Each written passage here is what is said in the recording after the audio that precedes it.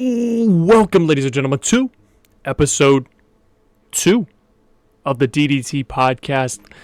It is time for the sequel.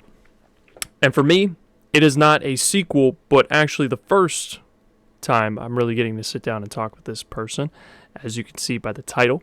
But I'm going to go through my introduction bit. This man right here that I am introducing to you has been, in my opinion, one of the most influential people in the creator wrestler community, or the CAW community, as we might refer to it as in this podcast.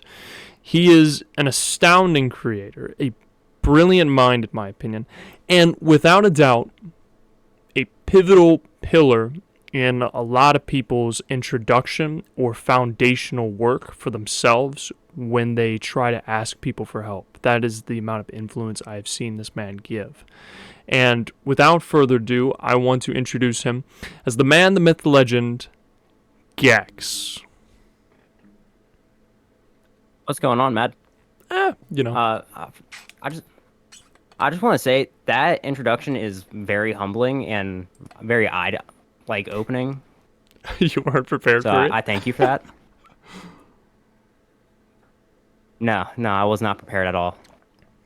Oh, well, I like to keep people on their toes with that. But it is all true. That is, truth be told, what I do believe.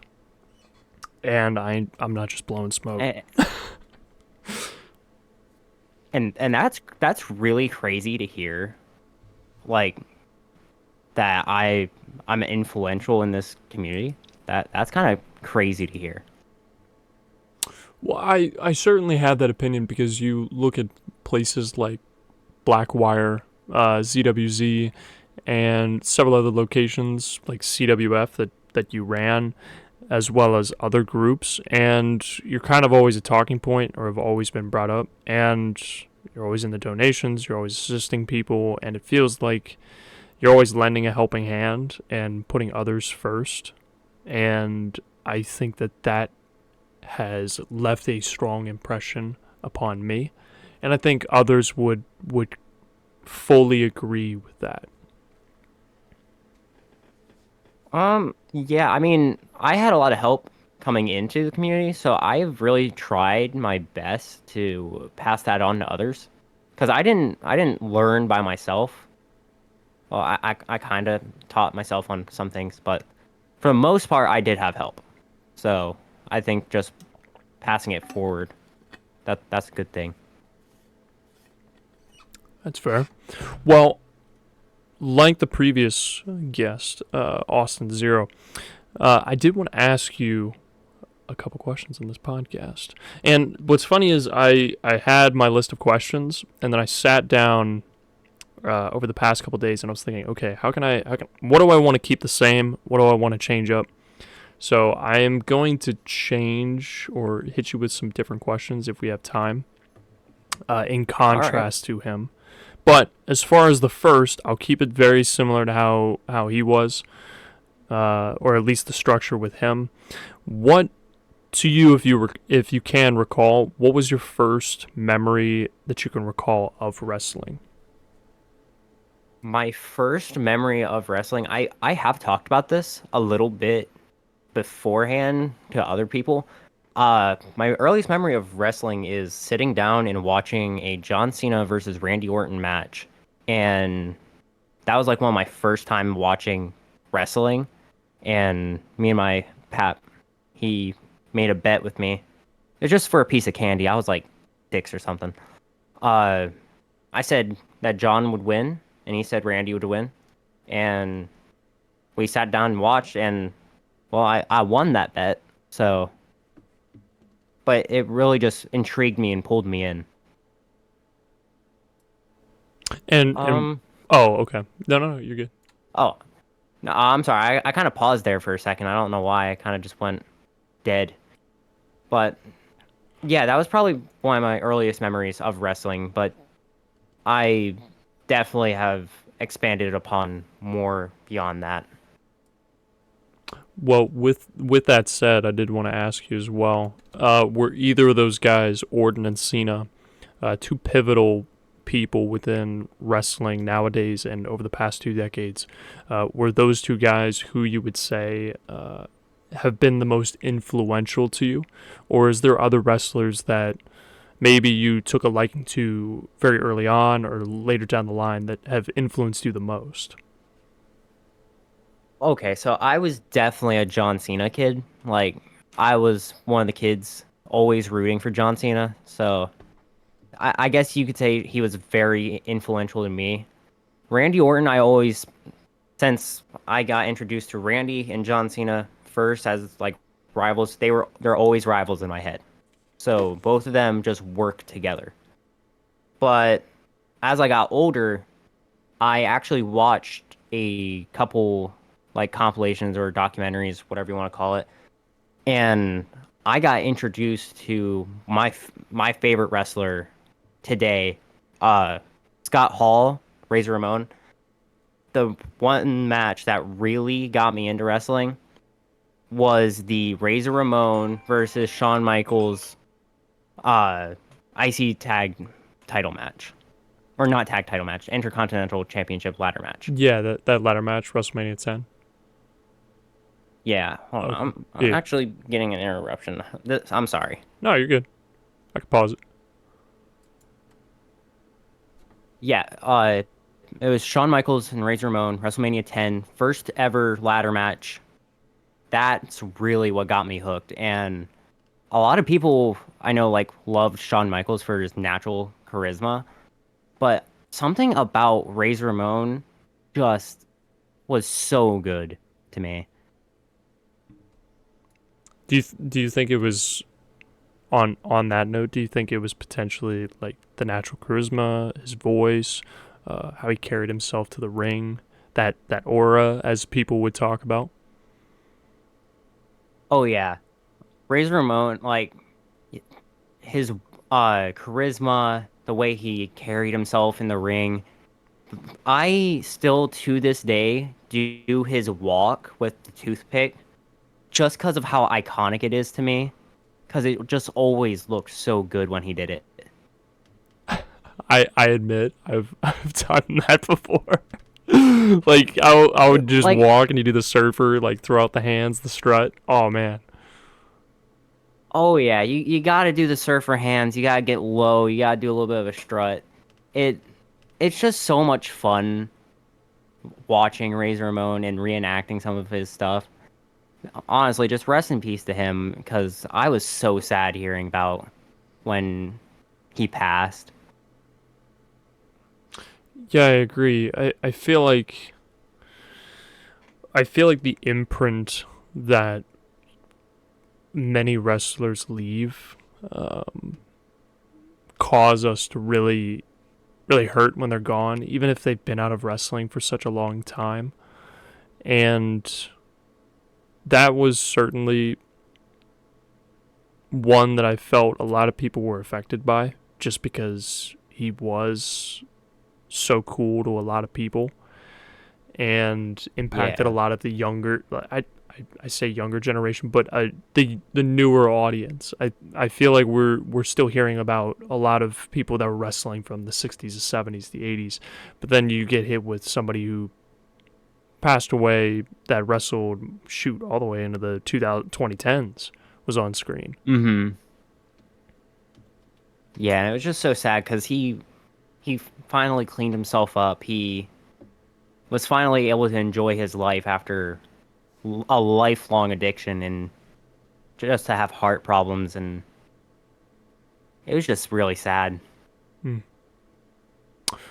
Well, either way, on that note, I do want to shift gears slightly because Razor Ramon was a huge influence as well as other wrestlers upon your early life getting into wrestling. But I want to know kind of how long have you been part of the creator wrestling community and what kind of event or moment brought you into it? Like what was that process like? Um, I'm gonna be honest. I did not technically join the creator wrestler community until 2020 when I joined BlackWire. I was creating characters before that, but I didn't know there was a community for it. Like That was just completely out of my mind. I did not know that there was just this huge community of people who all created wrestlers who all enjoyed the same thing as me. And I was actually introduced to it by a friend of mine called Fam. He invited me to BlackWire, and I had zero idea of what I was getting into. But that was when BlackWire had like 100 images for each donation section. But that was joining BlackWire was the biggest thing for me. Not to try and just because you're an admin and because I'm a higher like title in there, but would you say that BlackWire has become a pivotal piece in your connection to the community? Oh yeah, definitely. BlackWire introduced me to many great friends that I have today, including Austin Zero, Nick Nitro, my biggest inspiration in college, James Frost, and obviously like you. That's why we're able to have this conversation that we're having right now is because of BlackWire. I do agree. I don't think I'm quite on that level to be included in the list, but I am deeply humbled. But I do think James Frost is a brilliant mind. Even though he's kind of stepped away from it. Nick Nitro, like Yeah. you're name dropping some really big names, at least in BlackWire. I mean, I remember Greenland joining. Oh, Greenland Cause, yeah. Yeah, that one was. I think I name dropped him last episode, but I forgot the full tagline for it. But oh my gosh, big name to me because I was following him for such a long time, even before BlackWire, and then seeing him in there, I was like, whoa, what? No way. Oh, dude, BlackWire was my first taste of like Greenland Cause stuff, so I didn't know exactly what he did, but his attires and his original calls are just so good, like so heavily detailed. I agree, but you also have a lot of very detailed characters, including Gex, that you've made over a very quite a long period of time. And because of that, I do want to ask you, what would you say is the biggest challenge in making logos, scans, textures, tattoo designs, or anything like that? Um, right now, the hardest thing has to be finding the references. Finding references for things can be such a pain. With I know that's a very controversial thing to talk about, but with AI now, it makes it a lot easier. But before the like AI and everything happened, finding body references and tattoo references was just so difficult. Like it was crazy seeing a body texture back in like 2K19. That was kind of crazy to see. I do agree with the textures. I mean, I know I'm on the side of the fence where I'm not a huge fan of the whole AI in terms of the wrestling community, just because there's some divisiveness there, and I don't want to take up all the airtime talking about that for me, my opinion on it. But I do think it has been very helpful in terms of, to your point, body textures and that progression. It felt like once that kind of got introduced, body textures, tattoos, they became way more detailed and a lot more defined than previously before. Oh yeah. We have us as creators have so much more power and freedom to what we want to create now. Uh like with AI. I personally my opinion on it is like as long as it's not being sold or being financially gained off of it, if you're just doing it for fun and you're willing to admit like, hey, I didn't make this myself, then I feel like you're doing it right. I mean, I do agree. I mean, my policy is I don't charge anybody for what I make, so I don't run into that issue. But I do agree in terms of the financial gain. I'm always 50-50 with it because a lot of my stuff that I make donations for is a compilation of like 15 different elements that I've taken from Google and spent like an hour and a half interlacing everything to look like what they're asking. And that's why I don't charge for it, because I'm like, I'm just putting in the work to make it different than what all these things originally were. So I do agree with the whole financial thing. It's a slippery slope with people nowadays. Yeah, I absolutely love your work, by the way. I don't know if you can, from the pictures I sent you, I'm still using the Gex logo that you made for me like a year ago. I appreciate that. And what's funny is, so like, obviously we have this is a perfect example, that Gex text. I don't know if I have it just laying around anywhere to put it up on my screen, but it's effectively like 3 letters in a very brush grunge style, and online the text, the font was there, so you take that, and then what I did was I basically did interlacing of different color textures on top of it. That just as an example of what I did, to help give people a perspective of kind of what I do in terms of donations. And I'm humbled that you still use it. That is, I keep thinking to myself, I wanna try and take a crack at it and see if I can make it slightly different, just to see what you think. But it is humbling to still see you use it. Oh, dude, it is just so versatile. I've used it on so many different things between Gex's pants, his trunks, on the back of his jackets. I can just use it all day and never get bored. Well, It's just so nice. Thank you. Thank you. I'm humbled by it. But excluding me, because I feel like you praising it that much is going to be your answer. What would you say is because you've been in BlackWire for a while and you've seen a lot of logos, which has been your favorite that either you've made or somebody else has made? And if you're going to say any, and it can't be tied to your character, I'm gonna put that hammer down as a limitation. Oh man, those are the best logos. No, I'm just kidding. Some of the best logos in BlackWire. I'm gonna be honest, it's so hard to remember like specific logos from BlackWire. There's just so many good creators in there. I really don't know if I can choose just one like specific logo or creator. Like right now, I think you are one of the best logo creators in BlackWire, but there's been so many that have just came and gone that it's kind of hard to attach a name and be like, yeah, this person made the best logo in all of BlackWire. I think that's a safe answer. If I was asked the question, I'm trying to think to myself what would be my answer as well.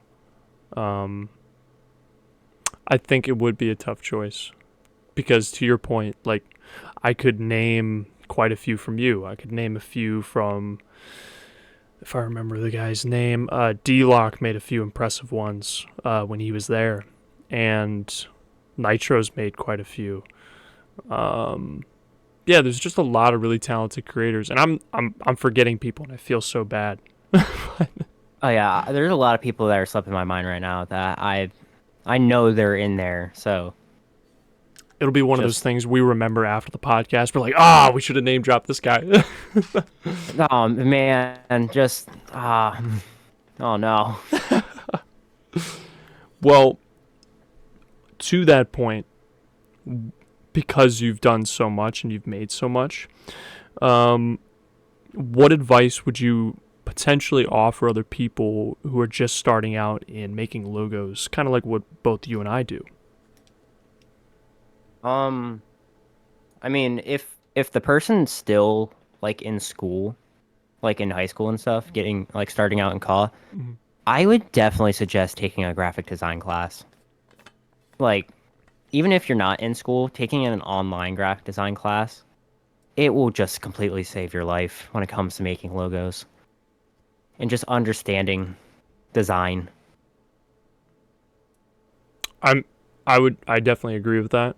I unfortunately did not go down that route. Like, I took a very different trajectory.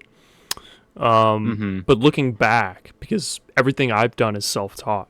Like, I think aside from an Adobe class that I'm taking, and it's it's like, I can't remember how much it cost me to buy the class, but it's a good introductory course to use Adobe, and I really needed it. It made me wish that I took those classes, because here I am like making all this stuff, and I would say that's really good advice, because if it's an avenue they want to go down, that's a good starting block to really build on your own. Kind of like what people do with, those illustrations, that digital art when people draw. Mm-hmm. That's what I think of.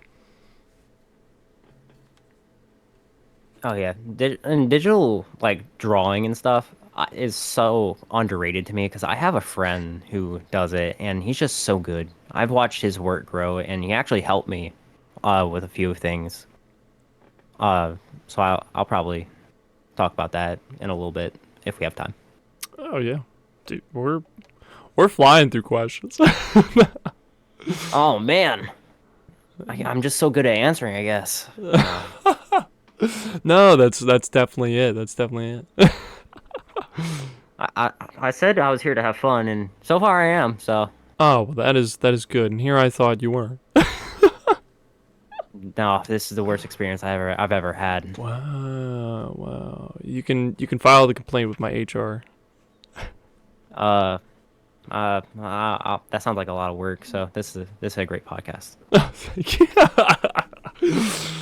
Well, either way, I do want to finally get to talk about Gex. I know that we talked right beforehand, and you were saying that it's basically like a thesaurus when it comes to a lore book, a book of lore. Yeah. I know you didn't use that key verbiage, and I'm being a little theatrical with it, but that's kind of what it feels like whenever you get excited and you want to talk about characters. But to give you a question to bounce off of me, what kind of prep work do you think comes with, first off, just making a character for other people for the amount of time that you've poured into Gex, and then what kind of things did you do to slowly build Gex? I know that's kind of a two-parter, but... So, like, you're asking, like, what kind of prep work went into making Gex or making calls for other people? Cause for other people, and then was it similar to how you did it with Gex, or did you go a completely different route with Gex? Making calls for other people, that's a lot easier for me because people just tell me what they want and I put it in. But Gex is just never finished in my eyes. He's not a finished call. It looks like a finished product, but I have so much more time that I can and most likely end up putting into Gex. Just changing attires, changing textures. But it's a lot different. It's a lot different of a process, I think. Interesting. Well, kind of what was the genesis of Gex? Like, how did it start? Was it just a regular wrestler with a stereotypical create a wrestler, black trunks, wrist tape, and boots, and then did it evolve from there, or was it something completely different? Gex, yeah, he's completely different to what he was like so many years ago. I actually started making myself in 2K18, and to your point, he was just a generic wrestler. And I think he had a very generic name. I think his name was J Ace, and he had like a dark character around him. Moving on past that, it went into 2K19, and I did make myself, and it's in BlackWire somewhere. I for some reason named my call after my first and last name, and because that was really smart at the time, I guess.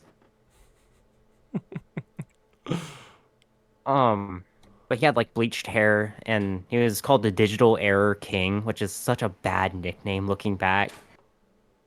But eventually I did change. He got a completely different rework in 2K19. Like so much more work went into evolving him in 2K19. So you think that's where you...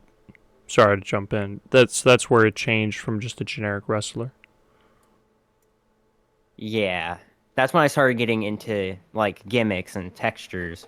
But eventually I dumbed it down to CJ Wolf, which was still a very generic name. Like it's still very bad looking back. But then but Nick Nitro actually, he gave me a tip for naming. He said, if you can make the first name and last name rhyme, it will sound so much better rolling off the tongue.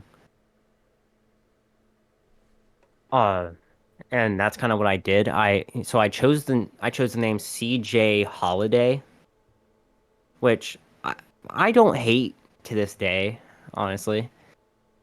But moving into 2K22, which is a big jump, but I didn't really play 2K20.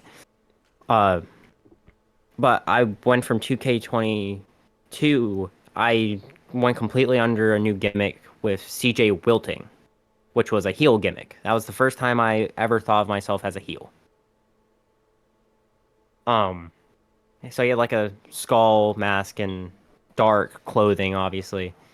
And I was set on that for a while, but 2K23 came around, and Gex actually is a build off of my Xbox name, and just my name itself always correlated with my CAW. That I feel like that's an interesting thing that I should mention, because when I joined BlackWire, I was using CJ Wolf, and my name at the time was KOS Wolf. So that's kind of the correlation. Oh, no kidding. Wow, that's actually a pretty cool fact. Yeah, so, but my Xbox name is Gecko Games, so I was like, how can I put that into CAW? Because geckos are my favorite like animal out there. They're very cool animals.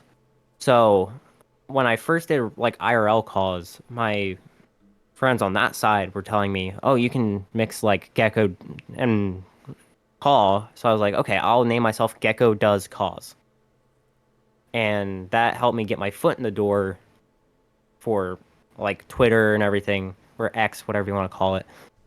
And then Becky Lynch, she came back around like a half a year after that, and she had the nickname Big Time Bex.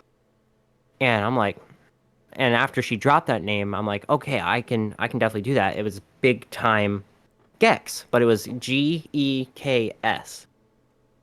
Because that's how I spelled it, with Geko for my Xbox name. And I'm like, it's okay. So I was like, how can I change this and it still be prevalent to my name?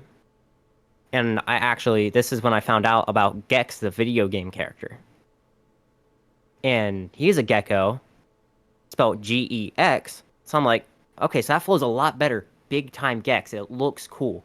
And I just haven't looked back since then. And then 2K23, halfway through that year, I challenged myself for the first time to make Gex into a lizard.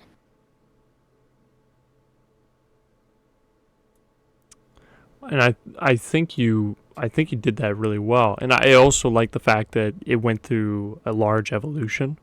My YouTube name, if I ever wind up sharing that story, was actually just pretty straightforward. Like, there was no evolution. It's just, that's what was made. These are the reasons why. And I've stuck with it for X amount of years.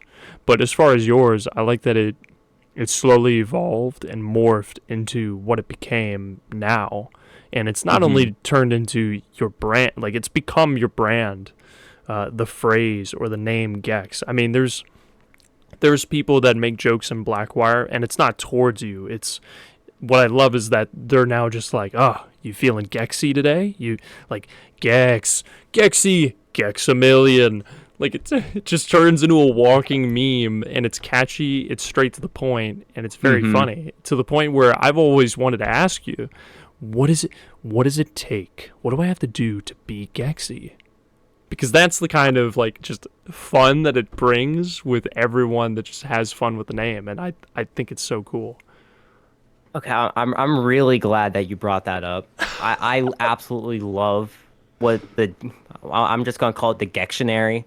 No. That has built upon so much.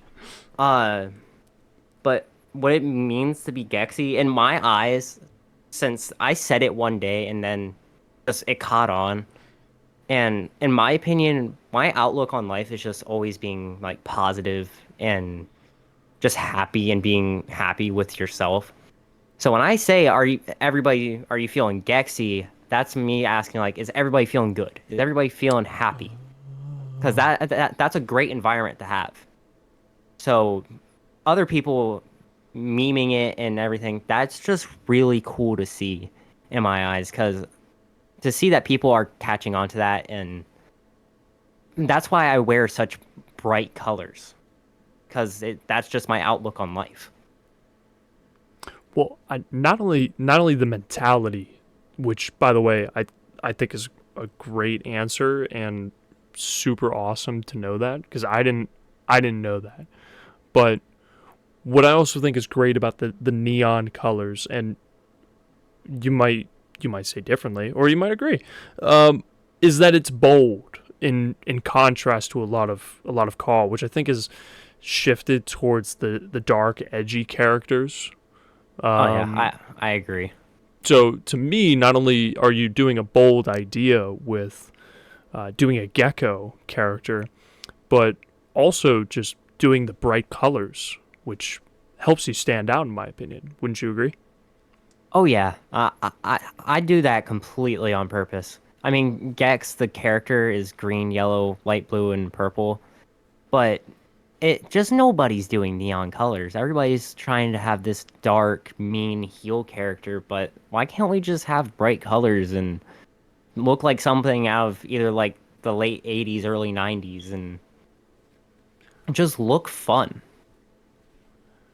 So what's funny, because you brought that up, I was just thinking when you were saying that, what's fallen out of style can always be brought back into style, but painted as something new and refreshing. So like you're taking more of a retro approach, but it's been so long since characters like that were always around that the market has almost like resaturated with it, which is part of why I like the character so much. Mm-hmm. Oh yeah, and Gex always uses stuff of pop culture that I find really fun. Like the picture I sent you, he's wearing a Power Rangers helmet from the green Dino Power Ranger, and it has the Gex logo smile, and on the eyes and the visor it says "Stay Gexy," and that's just I feel like that's just a lot of fun. I agree. Plus, you're totally advertising a hashtag that can be associated with your brand, so it's a double win. Yeah, I mean, I I did take a business class, so I kind of know how to market myself, but at the same time, it's just really fun. I find it fun. Interesting. So that is good to know. I will go to you whenever I need questions of how to actually, put this podcast out there to gain any kind of traction. I say any, but like not to deviate too much. Austin and I talked about like how big do you think this is going to be, because we had other people saying, "Oh, it's going to blow up. It's going to be huge. Nah, it's going to die off and it's not going to be anything." And I was like, "Man, I don't know, 10 views." And then it turned into 60. I was like, "Okay, so if maybe because you're on it, I think there's something there that can be a lot of fun about this." And now I need Gex. This is the DDT podcast is now just me, you, and an additional guest maybe sometimes. Oh my gosh. We'll have the Gexy category where they have to answer a very Gexy question. The Gex cast. No, this is so messed up. The Gextionary, what is it? The The Gextionary is that Gextionary. the Gextionary is gonna rapidly expand. Oh no, I can't even There's think of so some of the much. words. What was? Oh, If I bet I posted a Gextastic, list. Oh yeah. Gexcellent. Oh, Oh, I can go on. Gexlin I'm was starting. always. Oh man. Uh, let's see here. I had a list. Oh, you should have kept it. Man, we should have made an edit, like just boom, boom, boom, like a picture of it. Oh yeah. Okay. Uh, this was a all right. Updated list of Gex dictionary. Gex, Gexy, Gextra, Gexclude, Gexactly, Gexcuse, Gexpectation, Gexpansion, Gexual, and Gexpression. That Oh my is goodness. hilarious. Wow. Oh man, I really have built like a whole list, and I feel like people saying it. I'm just making Gex zombies out here. No, no, no. So here's what we'll do now. If anybody is listening or at this point in the podcast, I do ask you, like, go down in the comment section, type up a word that you didn't hear that you think would tie into Gex so we can expand his vocabulary. Oh yeah. I hope viewer retention is good, because that's a stat that I always look at for my YouTube videos. My viewer retention sucks. Is that because you're not posting consistently? Like, do you have a rudimentary schedule, or is it Oh because you just no. don't advertise it? No, I didn't really advertise it. I my YouTube channel is completely different from CAW. So I started getting on that train of like the AI president stuff just because I hate politics. I don't like getting into politics. So I just make fun of it. I feel like politics is best when it's being made fun of, not pointed at a specific side. So you're like those comic strips from the newspapers kind of deal. Oh yeah. Like just I just love making those videos where they're just making a fool of themselves. Because that's what they do in real life on both sides. So I try to be like, make it funny. I mean, that's definitely wow. I would not have pitted because I don't think I've really checked out your YouTube channel. I would not have thought it would be so different. But I also think that's super cool is that you're going down different avenues as well, different mediums within your own self, which I think is super cool. But with that said, I also do know, like Austin, you Mm-hmm. have you have run. I say it past tense because I don't know if you're going to revitalize it. Your own federation of CAW, which was and is CWF. What was what was booking like? Did you have any prior experience or practice beforehand, or did you just hop right in and learn as you go when it came to booking shows, running it, managing other people, setting up a Discord channel for it, making it?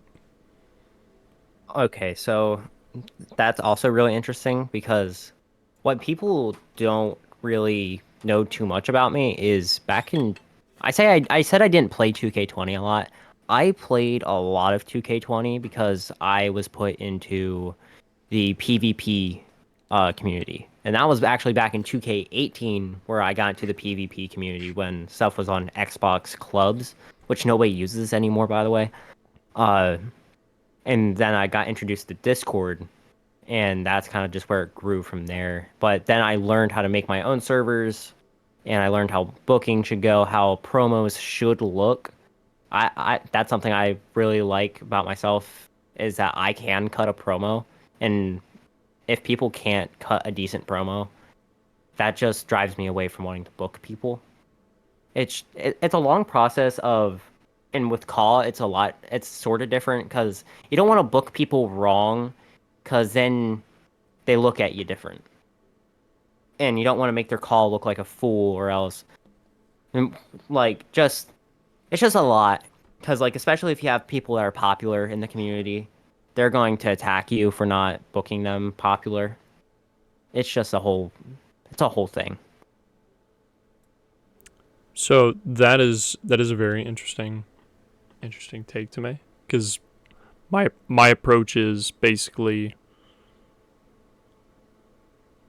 I think I've said this, not verbatim, but when it came to my series, it was very much like, I don't care what your reputation is outside this series.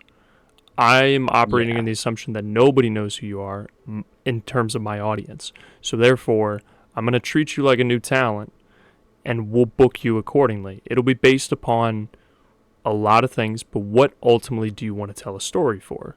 And I feel like that helped keep everything focused on what kind of stories do we want to tell with this character, and if it hooks people in and it translates, then success will follow. And I've had people who I've had discussions with to join my series, and they fell to the wayside because we couldn't agree on what they wanted. They wanted championships. They wanted the popularity. And it's like, I need a story here to tell. I can't just throw you in and we do this thing, because my series was trying to be story driven.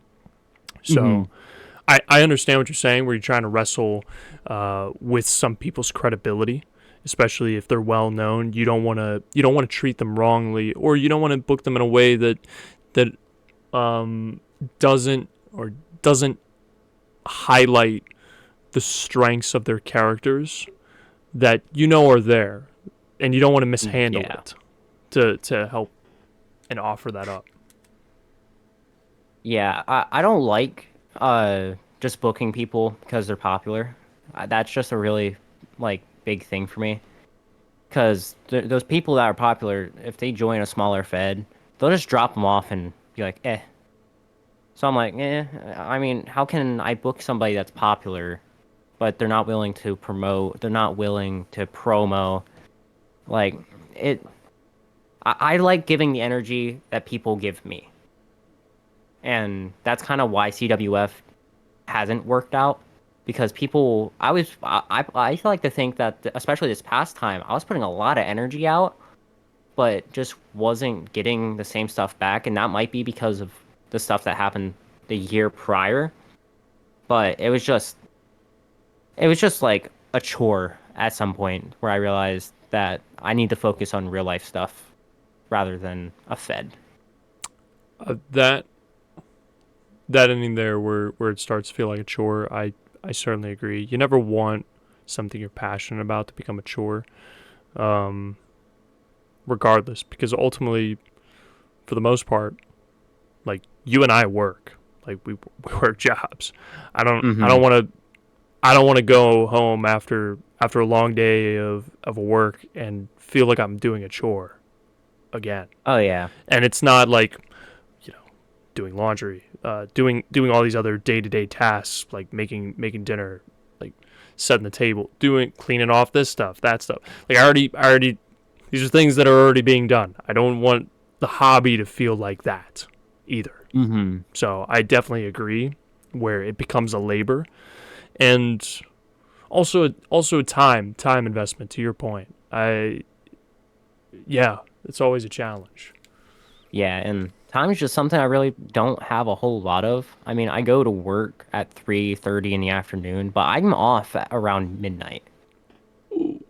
So, I mean, I have that time in the beginning of the day, but since I'm working till late and I still have energy after work, I'm up till maybe like 3 in the morning and I'm sleeping till 10. So that time window is just really small during the week. Yeah, it changes.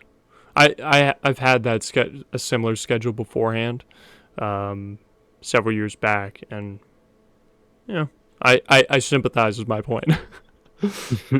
But with that said, because you have a more condensed amount of time now, I do want to ask you: are there any other goals that you still want to try and accomplish for yourself and for the Gex character, or do you feel like you've kind of hit everything that you've wanted to? That's really interesting, because for the Gex character, I don't think there is a ceiling.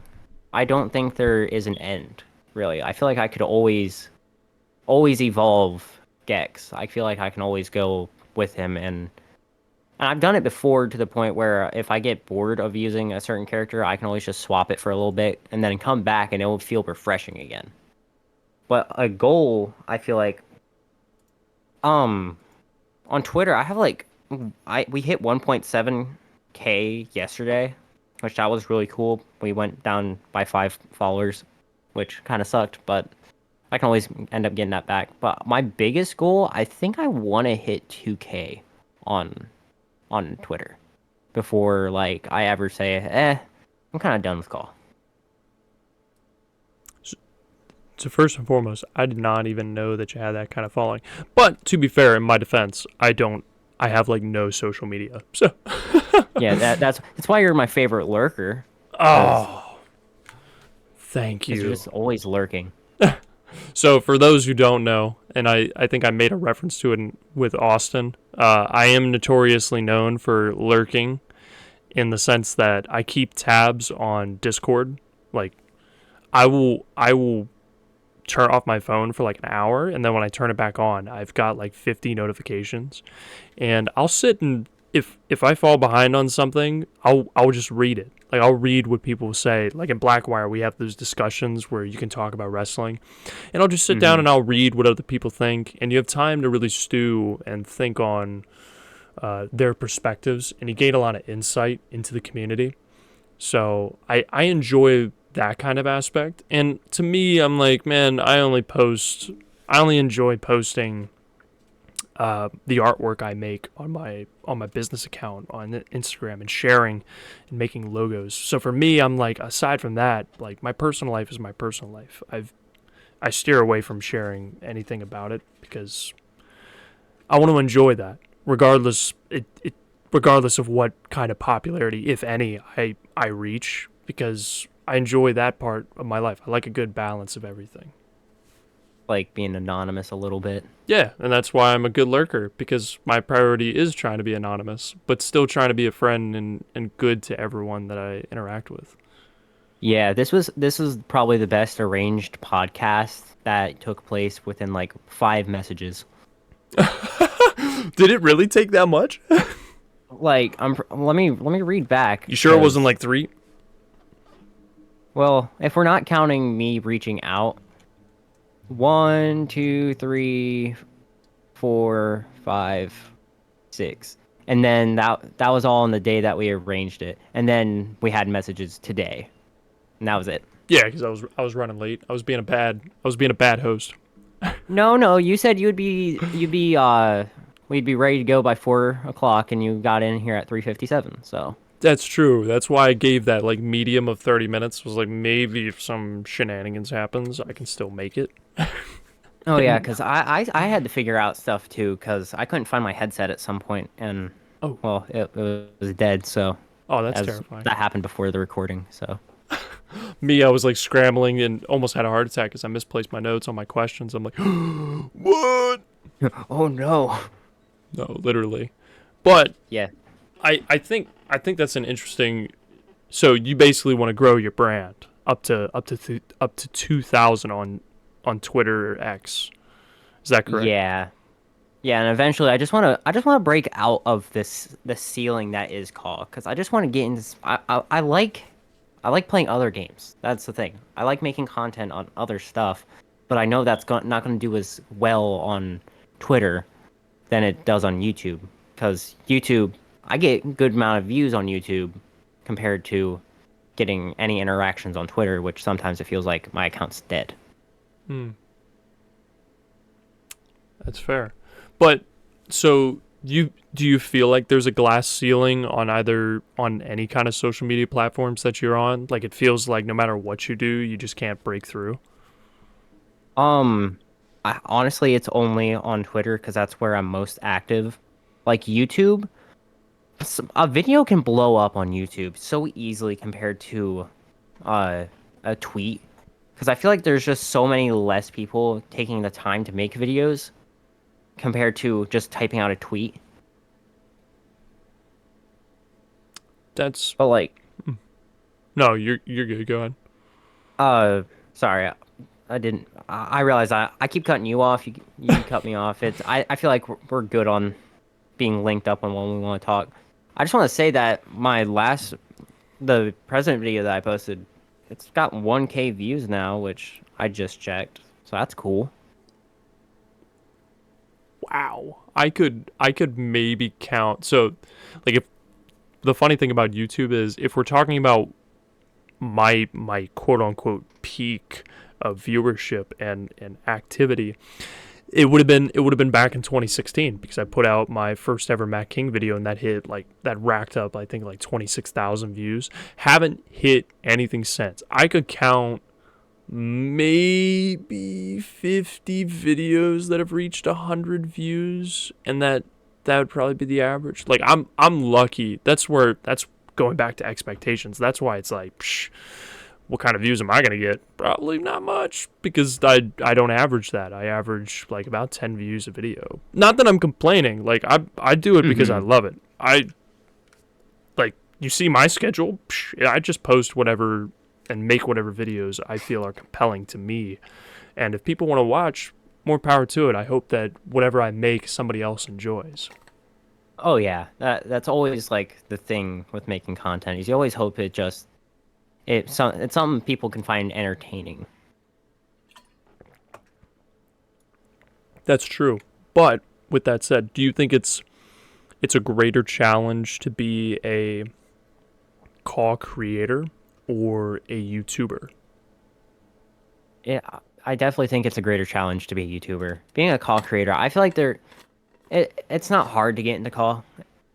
It's hard to get really good, but it's nothing compared to sitting down and having to edit a video for like, for the president videos, I think I sit down for like 6 hours for editing. What? And yeah, between generating voices, getting gameplay, putting voices where voices should be, I can sit down and work for like 8 hours on one video, when I could probably make 8 calls in that time. Oh, that is crazy. Although very, very accurate in terms of the ratio. Like, I feel like, I don't know, there's some designs, like some posters I made, that take hours, man, that I post Oh on yeah. Instagram. Oh my gosh. Some of those feel like you're just never going to finish, and then others it's like, oh yeah, I made that in like 10 minutes. Yeah, it's really interesting because, like, I don't know if you would call yourself a graphic designer. I mean, I see you as one. So, but I think we can both relate on sitting down and designing stuff. So I feel like that's a good connection that we can make. I don't know if I consider myself a graphic designer. I label myself, if you look at my title on Instagram, it's like digital creator, I think, is what I set. Just because I think graphic designer is slightly different than what I do. I just It's not. I'm sorry to interrupt you, No, you're but good. what you're doing is definitely graphic design. What I've learned is graphic design is specifically like, it's design that's digital. Like, not digital art, but like working with graphics. That's what you're doing, is working with graphics and making one single graphic. So I would definitely say you're a graphic designer. I appreciate that. I mean, so to that point, I need to print out like a wrestling thing so that I have a picture that I can show people on the podcast. But I had a friend who requested that I make, and I haven't posted them on my Instagram. Actually, no, I did one. So I don't know if you've seen it, the Cody Rhodes one that I did a couple months back on my Instagram. I printed that one out. I'll see if I can pull it up, but probably not. But that's fine. It's not as important. But either way, they asked if I could print it out for them and give it to them to mount it on their wall, put it on the wall. So I turned it into a canvas. I went through like another medium to get it printed out, and it came out really well. And I was scared that the quality, I think it was like a 16 by something. not in inches because that's huge. Mm-hmm. But it was like the length of like two hands maybe. But it was pretty big. It might have been 16 inches. I take that back. And there was no degradation of quality, which I was blown away by. So, because I was nervous by that. Because you make everything on I make everything on my phone. The fact that you do it all on your phone is crazy. You didn't know that? No, I'm looking at your Instagram page right now, and the fact that all this is on your phone, I'm really jealous. Well, thank you. I'm humbled by that. No, yeah, you learn something new every single day, and these are crazy. I don't even know where to start on any of these. My favorites are and it was the most brutal challenge ever. I can't remember who. I think it was either Panda, Classpar, or somebody else who suggested I do the 40 WrestleMania posters. And then I Oh was my like, oh yeah, goodness. I'll do that. But then I took it a step further because I am crazy. I am insane. And I thought, what if I gave information? So now I got to make, instead of 40 graphics, I got to make 160 graphics. Oh my God. And I did it all. I was like, man, this is insane. Your files for on your phone, half your storage is definitely just photos. More. Over more than half. Yep. Yeah, it's Do you about the same for want to me. guess But how big my gallery is, not counting like personal photos? I know you made uh hmm I didn't know you made like informational stuff because I only ever saw you post about the posters. Mm-hmm. Oh my goodness. Props to you, dude. Like Thank you. that that's crazy. And how many you've done that are so highly detailed since then? Yours was a difficult challenge. I have that photo. I'll see if I can Oh, pull it up. I still love that poster. I'll see. Every hero has a villain. I'm gonna see if I have that. I can pull it up on the podcast. That way I can. Yep, I found it. Found it. I'm gonna put it up on the screen. So whenever people look at the podcast, or you look back on the podcast, it'll be there on the front. So I cut off a little bit Hmm. because, and I'm just describing what it looks like to everybody. So Gex here had asked me, or I think I'd offered to do one for him as like a WWE 2K24 cover, and this is another part that I wanted to ask you about, the dark version of your character, because I was like, do you have any images that I could work with? And there's things I still want to adjust about it, and it was such a difficult task to try and balance everything, but I do ultimately like how it came out, even though I know that there's things I can improve upon. I don't know how you feel about it, but I liked it. Yeah, I definitely still do like it, but I feel like with your quality shift, like which by the way, your quality shift was like on a dime. At least it shows on your Instagram. Thank But you. I feel like there's a lot I feel like there's a lot that could be done, but I still absolutely love what you did. Oh, thank you. I appreciate it. My favorite part was just putting the every hero as a villain. I sat for so long trying to think of like what text would I put here for him that is cool. But speaking of that, so your hero version is the Gex character. But how did the villain part, like does the villain have a different name? How did the villain get created? Okay, so Gex, obviously that's a play on geckos, and his whole story is kind of like the lizard from Spider-Man, where he has lizard DNA, and it's also a mix of like Venom, where he can transform at any time. But every power I feel like has a clause. So like Superman has his kryptonite, like and all that. What if my thought was, what if Gex, when transformed, if he stayed transformed for too long, what if he loses control and have an actual split personality where it can split off of him? So the whole idea is that his name's Gex because he can change his skin and everything. So that's kind of like a gecko, but he can split off from being this bright, colorful lizard character to being this dark, like gruely character. And the only lizard that can really do that is a chameleon. So when he splits off and he's this dark character, his name is Killer Chameleon rather than Gex. No kidding. And how recently did you make that character, that alter ego? The alter ego came, I think, end of summer 2023, because that's when I really started getting into fully textured CAWs, which still nobody does. And I just absolutely love that I'm still sort of unique in the way that I make CAWs that nobody else really is. Interesting. And how often have you used the Killer Chameleon?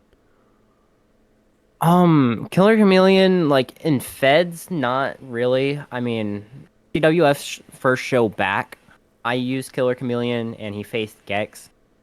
But since then, I'm sad to say I haven't utilized the character as much as I thought I would. But when I get addicted to using him, I can't stop using Killer Chameleon. He's just a really fun character to look at and play as. I mean, I'm glad I have the image up. Like I kind of shrunk it down. I originally blew it up, and now it's like shrunk down in the corner. But I do like how there's a stark contrast, not just on the colors, or well, yeah, but also like the darkness. So what's cool is we talked about how a lot of CAW has shifted towards the edgier character, but now you have a really bright, colorful Gex coupled with that dark lizard. So Yeah. was the red intentional to contrast with the green? Like, what was your was there any big thought about color choices? Yeah. This is the part where I get into talking about Wyndham or Bray Wyatt. Uh he's based on the Fiend a lot, cuz when he's in the Firefly Funhouse, he has this bright, colorful atmosphere where it's just like really kitty and bright. But then it shifts, and when it shifts, it's really dark. It's really gloomy and scary. I feel like that's where it all comes from a really bright contrast to really dark. That's kind of what I got from it.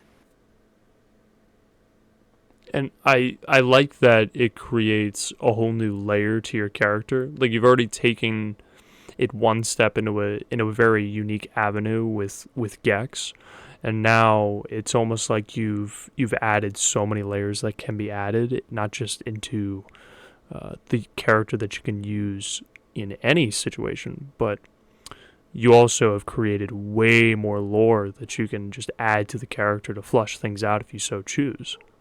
Mm-hmm. Yeah, I definitely take a lot of pride in, I guess, writing out the character. I don't really write anything out, but when people are ask me what the character is about, they get easily confused because there's just so much behind Gex as a character that nobody else really does for their character. Hmm. And write out, as in, like you write out the backstory for him, or what all do you write out for him? Do you also write out like attires as well? Um, well, I guess I don't really write anything out technically. It's all kind of just I take notes up in my head, like, oh yeah, that's a key detail that I like. That's a detail that's going to be kept on to Gex. And I'm able to remember stuff, so nobody really knows publicly about everything for Gex, but I there's so much up in my head that I know I want to talk about. But yeah, for attires, no, I don't really write out attires. I mean, if I see something cool that I like in pop culture, probably make an attire out of it. Like I made Gex Pool and Gex Farine. I don't know if I've seen images of this. I need to see it after the podcast. Oh yeah, I can definitely show you that afterwards. I mean, I can probably save the picture real quick. If you do, then I might be able to throw it up. Oh yeah, I have it. I have it. The only thing that pops up for Gex Pool is obviously Gex, so that's all. That's always really cool. Also, I hope my mic quality is a bit better than what Austin's was. I know he was most likely using his phone. Whoa. There is no comparison. There is no comparing mic qualities here. If anything, it was the fact that I was dialed up to the max on my system. So I'm running OBS, and I put my decibels into -0, whereas everyone else is -9.5. So I've kind of shifted it to see. For this podcast, I've been putting it in the medium of a -4 and -2 just to see what it sounds like. I've been trying to land specifically in there. I've been constantly dropping it in case something gets picked up on my mic whenever you're talking. Yeah, and obviously I'm just talking about like, because me and Austin we're really good like friends in that aspect. So if he were to listen to that, he knows because that's what he uses to talk to me is his phone on Discord. Oh, okay. That's fair. Well, Well, it wasn't a shot at him at all. No. hey, you never know. I didn't know if we were turning this into a shoot with a shoot promo I'm on it currently shooting. the entire time. Just This was all a ploy. We're shooting on Austin Zero now. oh But that my. means the next guest has to shoot on me. So I don't like getting picked on. So please don't. Well, we could do something. We could try and couple that. Is there a question that you want me to try and ask the next guest? The next guest, Yeah, and you don't even, and mind you, audience, he doesn't know who it is. I'm just throwing out, like, I can just ask this question in the podcast. I think it would be like obviously it would be funny to like how Gexy would you rate the podcast? Because I don't know if they would understand it or not, and I would absolutely love to know their reaction. That's not bad. Oh, we got the images. I'm gonna save these. I'm gonna see if I can. Gex Farine. That is awesome. How have I'm shocked I've never seen these. This is incredible. Yeah, those were in the Gex Pool one was in the works for a little bit more than Gex Farine, but So now I'm pulling up Gex Pool. That is wow. And these are all. Is that a body scan on the upper body? that's actually from like online. I just typed in like Deadpool textures, and it was one of those like suit websites where they sell like cheap skin suits. But yeah, I really like the fact that it had like a body texture on it. So that was a lot of fun. And are these just like things you think about on a whim, or are they like for shows that you do? These are just attires I do for fun, honestly. Gex isn't in a bunch of shows. He's not really a fed character. He's in one show, I think. But that's really it. So you keep him closely protected. Yeah, because I don't think people could. I don't think it's easy to tell the story of Gex without sounding absolutely crazy. Well, I feel like I'll need some lore eventually, some sprinkles of lore on this character. Yeah, because like, I really don't put him in feds because how are you going to explain that this guy that you just signed to your company, he's half man, half lizard, and he can snap on a whim. And have your audience be like, yeah, I believe it. He's a lizard.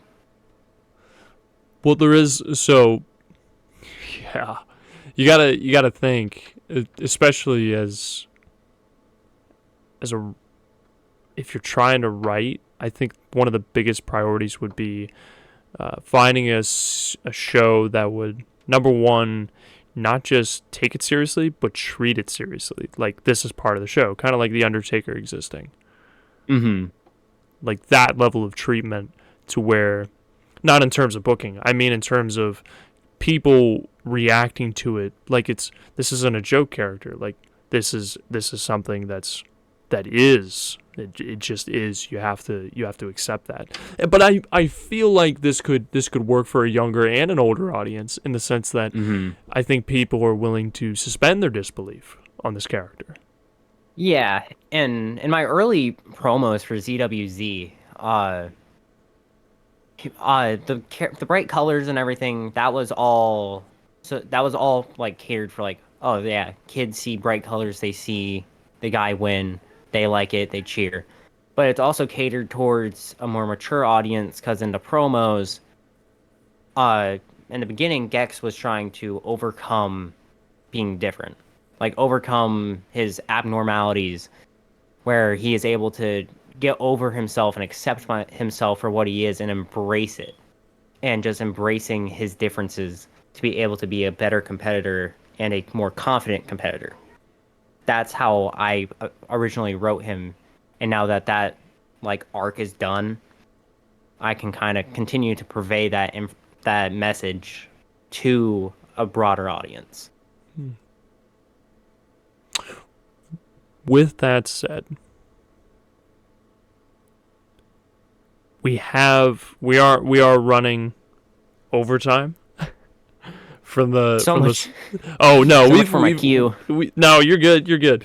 I'm not trying to be blunt with it to make you rush. I'm just more so like, oh shoot, yeah, we have run way over the timestamp that I thought for when I would give my cue. But I was having so much fun just engaging the conversation with it, and this, furthermore, is just a reminder to me that we got to do a part 2 at some point. Oh yeah, definitely. We definitely got to do part 2. Which I'm 100% all for. But because we're low on time, I'm keeping the wrap-up question the same, because I think that these questions are a window into the person that I'm interviewing, into their potential thought process, and when it comes to wrestling. So, the question: who would you say is your Mount Rushmore of in real life wrestling, like what we see on TV? And if you so choose, or I should say, who's your Mount Rushmore when it comes to the creator wrestler community? Okay, so for real life wrestling, I'm going to put Razor Ramon on there, or Scott Hall. Gonna have to put John Cena on there.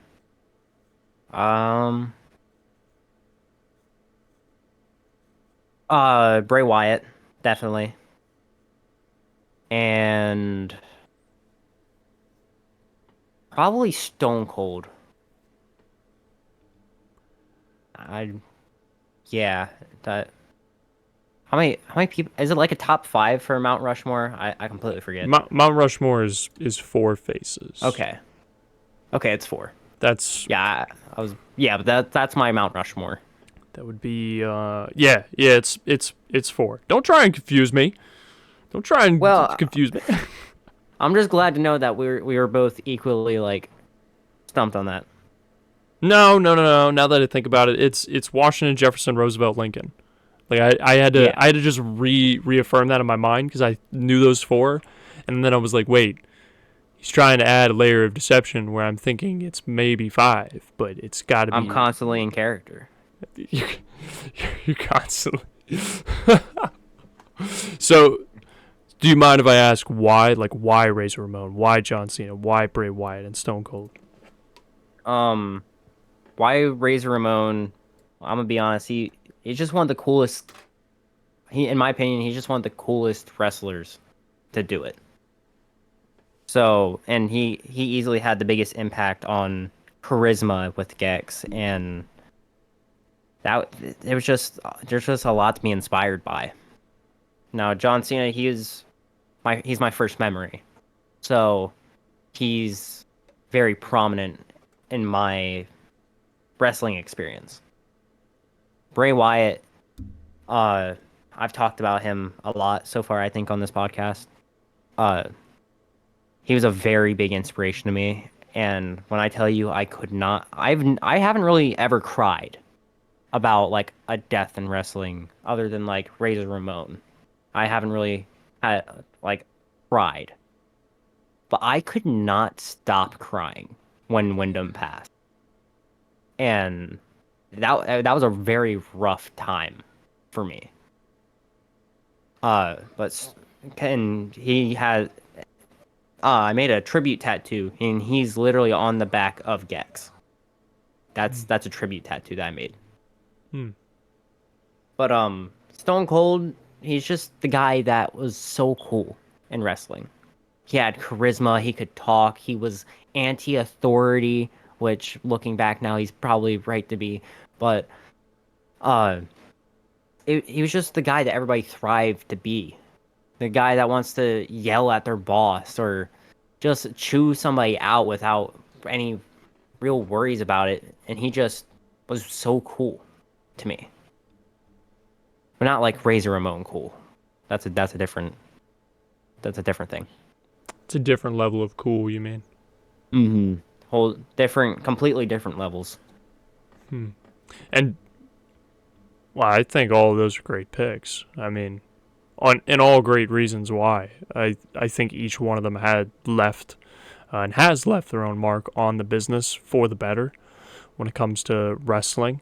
As far as the CAW community, and you don't have to answer, who do you think is on the Mount Rushmore? My Mount Rushmore for CAW, right off the rip, I'm gonna have to say Nick Nitro, James Frost, and I want to give a definitive answer on my Mount Rushmore, cause I feel like that should be complete. Unlike Austin, who was just like, yeah, but to be fair, and this is no Austin, you know it. I'm not ribbing at you in any way. Like I get what you're saying, where you want that complete list versus you could interchangeably put quite a few people in there. Yeah. Okay. And Austin, he has a lot of friends in CAW, so I can understand why it's harder for him to pick. I keep my circle like very tight now. There's few people that I feel like I can really be good friends with and see a good friendship in the future. Like me and you, we've been friends for years now. I'm just gonna say, and this is our first time talking, which I hope we have more conversations like this in the future. But so Austin's gonna be on number 3, and I guess probably gonna have to be. Well, no, James Frost. I don't even have to think on that last one. James Frost. No, you said Nitro, Frost, I think, and then you had him. I'm just trying to think of the people. So Nitro, Frost, Zero, and probably Yams. He's an underrated creator. Ooh, I like that. Yam. I Like, totally forgot about Yams. Yes. He's an amazing creator. Like, I see his stuff on Twitter every once in a while, and he just pops out original CAWs, and his face textures and morphs are just so good. Yeah, I would agree. I haven't looked at his content in a while, but yes, I would agree. Wow, right when you said that, it took me a second, and I'm like, oh crap, no kidding. Just an awesome guy, and especially in BlackWire too. I mean, he's an admin, I'm pretty sure, but he's not very active. Yeah, maybe. Well, I know he's not a sheriff. I think he might be. No, we have the sheriffs are Gunther, Nitro, and you.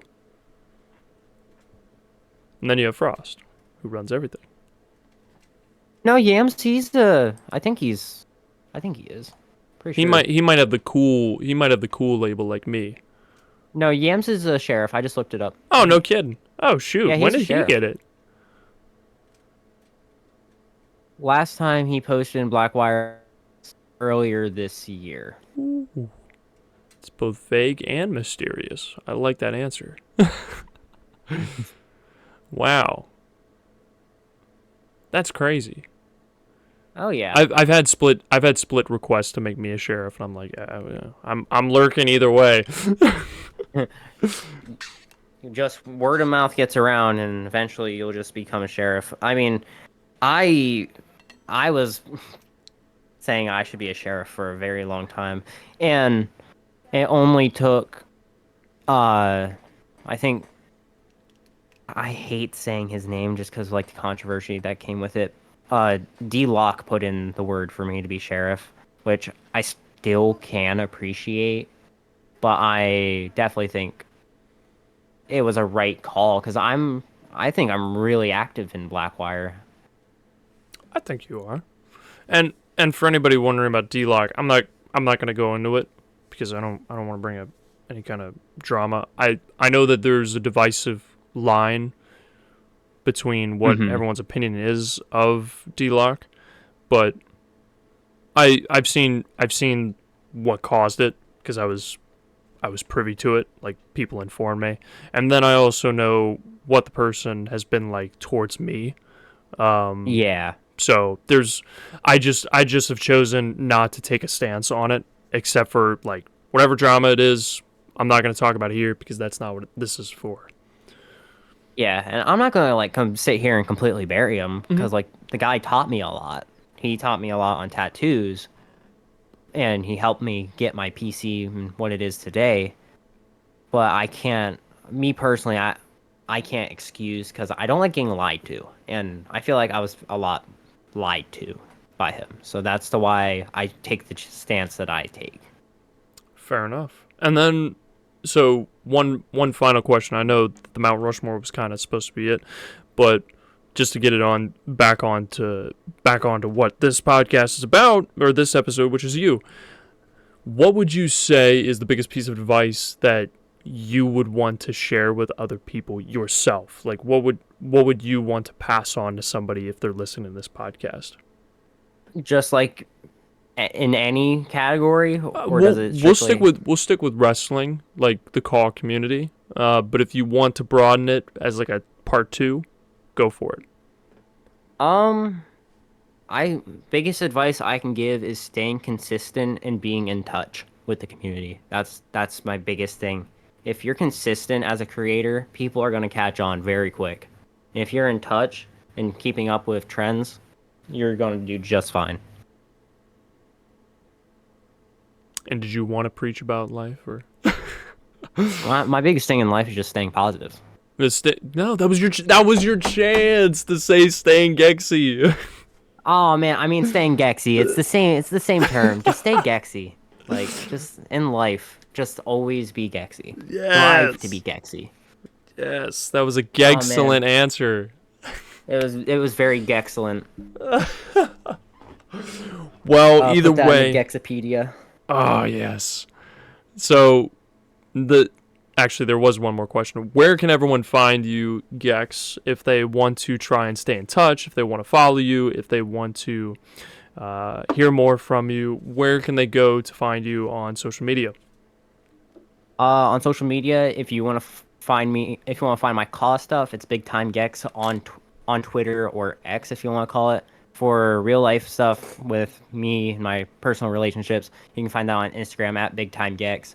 If you want to find other content that isn't wrestling like oriented, that's my YouTube channel, Big Time Gex. It's just Big Time Gex on everything. I'm just letting everybody know that you can find different stuff on different things. Alrighty. Well then, with that in mind, that does conclude this podcast, episode 2 with Gex.